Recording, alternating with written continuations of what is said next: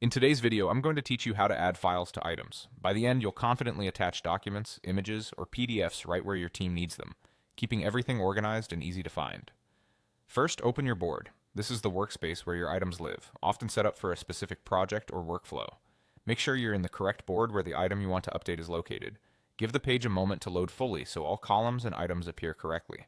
A stable connection helps the process feel smooth and prevents long waits during uploads.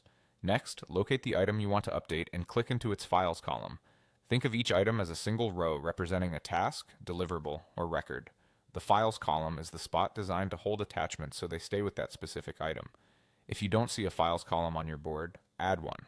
Look for the option to add a new column and choose the Files type so you have a dedicated place for attachments. This ensures your documents don't get lost among notes or statuses. Now choose how you want to bring the file in. Click Upload if the file is saved on your computer. This creates a copy directly in your board, which is great for static snapshots, finalized PDFs, or versions you don't expect to change. Or click Attach from Cloud to link a file stored in a service like Google Drive or Dropbox. This option is ideal when you want teammates to work from a single source of truth, and it can help keep storage usage down. You may be asked to connect your cloud account, which is normal and allows the system to securely access your file. Finally, select your file. If you chose Upload, browse to the file on your device and confirm. If you chose a cloud option, select the service, navigate to the correct folder, and pick the file you want.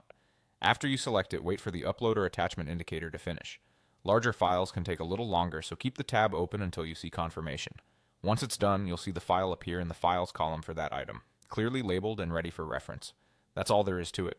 Open your board, click the Files column or add it if needed, choose Upload or Attach from Cloud, and select your file. With these quick steps, your items stay complete, your team stays aligned, and your files are exactly where you expect them to be.